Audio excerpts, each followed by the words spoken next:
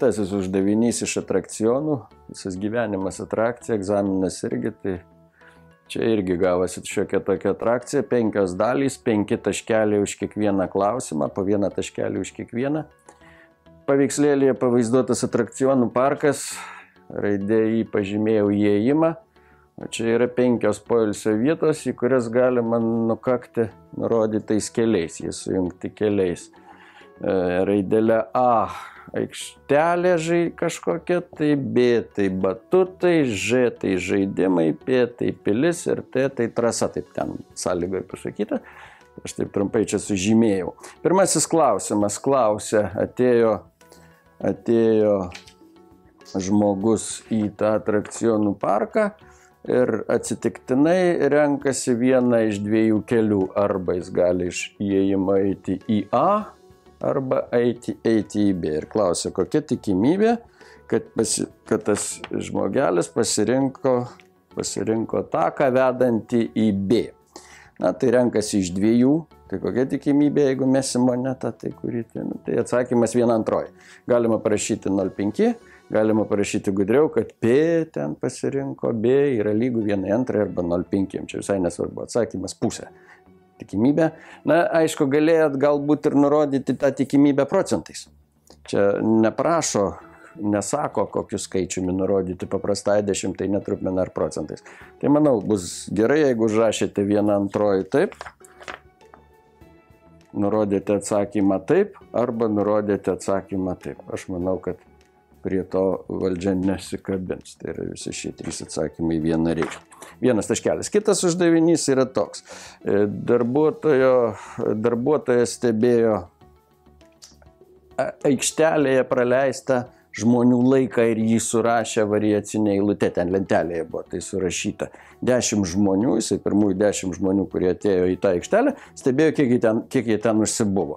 Įsivaizduokit, jūsų auklėtojas skaičiuoja, kad ten Tomas šitiek, Urtė šitiek, ten Paula šitiek, Aleksandra šitiek ir dar visi kiti šitiek. Na, kas šitiek buvo, na, tai aišku, Levišauskas. 10 žmonių, minutės ir ką klausia? Klausia 521 ir 522, būtent susijęs su šitais laikais. Tai šiam uždavinys sako, kiek vidutiniškai minučių užsibuvo tie 10 mokinių toje aikštelėje. Na, tai reikia rasti tų 10 skaičių vidurkį. Tie skaičiai nepažymėjo minutės, sudedam visus skaičius ir dalyjam iš 10. Jeigu aš čia nesuklydau 210 iš 10, 21 minutę vidutiniškai praleido kiekvienas užregistruotas arba apskaičiuotas toje aikštelėje mokinys. 522. Prašo rasti šių duomenų medianą. Na, kas čia galėjo suklysti? Čia galėjo suklysti, yra 2 tokie panašus terminai. Mediana ir moda. Mediana tai yra vidurinysis variacinės eilutės narys, o jeigu viduriniojo nėra, kaip šiuo atveju, nes tai yra lyginis skaičius, viduriniojo nėra 5 iš kairės, 5 iš dešinės, tai medianą randame dalydami viduriniuosius pusiau, aritmetinis vidurkis šių skaičiukų. Atsakymas teisingas 20,5. Na, aišku, tie, kas supainiojot su moda, tai matyt, galėjot parašyti neteisingą atsakymą 25. Na, čia tikrina, ar žinote, kas tai yra ta mediana, tą žodelį patikrinau, bet šiaip tai rasti reikia šių skaičių vidurkį. Trečiu numeriu pažymėtas klausimas, kad atėjusi Giedrė į šį atrakcionų parką renkasi 4 objektus iš 5. Ir toks gudrus klausimas, keliais būdais jie tai gali padaryti, kai renkasi 4 objektus iš 5. Keliais būdais į tuos objektus gali pasirinkti. Na, čia šiaip nekomentuosiu aš to klausimo, bet pasakysiu, tai čia proto, iš D raidė žodį pasakysiu, šioks toks mulkinimas galbūt. Arba nežinau, kam taip čia gudriai klausti. Keliais būdais jinai gali pasirinkti 4 objektus iš 5. Aš šitą klausimą pakeičiu tokiu klausimu. Kurio jinai gali nepasirinkti? Gali jinai nepasirinkti vieno iš 5. Arba šio, arba šio, arba šio, arba šio, arba šio. Atsakymas 5 būdais. Žinoma, galėjot suklysti užrašę atsakymą 4 būdais. Galėjot suklysti galvodami apie kelius kažkokius ten jungiančius, kaip ten eiti. Nors čia sąlygoje pasakyta, kad apsilankimo pasirinktuose objektuose tvarka nėra svarbi, būk tai nežiūrėkime į tą schemą. Bet iš 5 pasirinkti 4 aš galiu 5 būdais. Neimu pirmojo, neimu antrojo, neimu trečiojo, neimu ketvirto, neimu 5. Tai čia jeigu pavyko galvą įdarbinti taip, kaip aš mąstau, tai nesunku. O jeigu ne, tai galėjo būti daug problemų. Ir paskutinysis klausimas, irgi vieno taško vertės uždavinėlis. Duota schema. Ta schema, ką į ten žymi. Sąlygoje pasakyta skritulinė diagrama. Skritulinė diagrama, kad lankytojai pažymėjo vieną iš labiausiai patikusių objektų.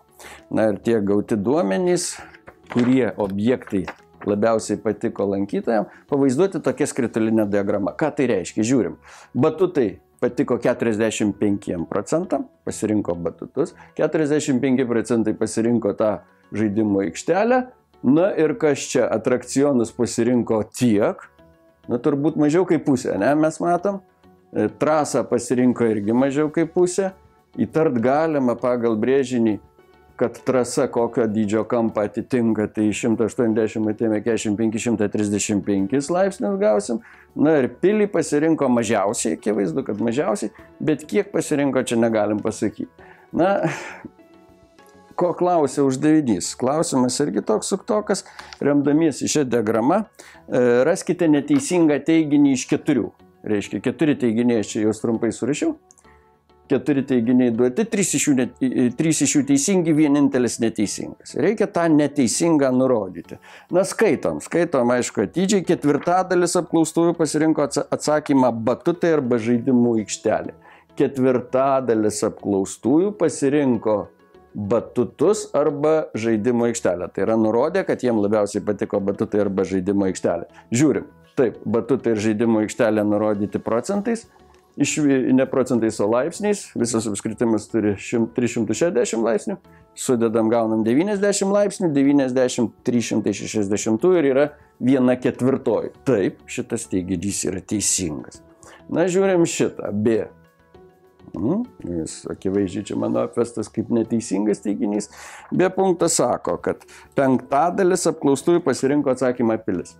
5% apklaustųjų pasirinko atsakymą pilis. Na, ar galim teikti, kad 5% žiūrėdami į tai?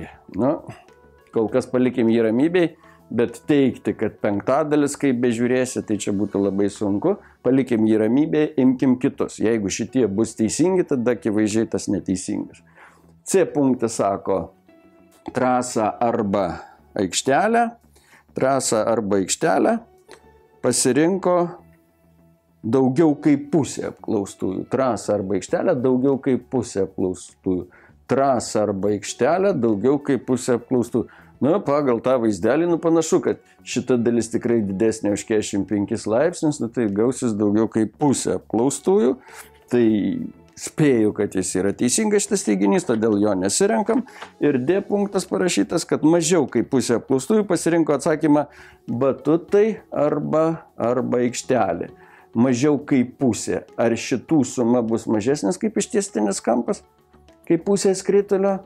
Taip, tai šitą 45 galiu perkelti čia ir matau, kad šitas tikrai, bent jau spėju, kad yra mažesnis kaip pusė. Todėl šitas atsakymas yra irgi teisingas, tai belieka tikrai neteisingas tas. Na, 1/5 kiek atitiktų skritulinės diagramos, kokį centrinį kampą atitiktų. 1/5 nuo 360 laipsnių yra 72 laipsniai. Na, gerokai čia mažiau negu 72 laipsniai, kai čia 45. Neteisingas atsakymas, kurį reikėjo nurodyti, yra būtent atsakymas B, tai yra 1/5.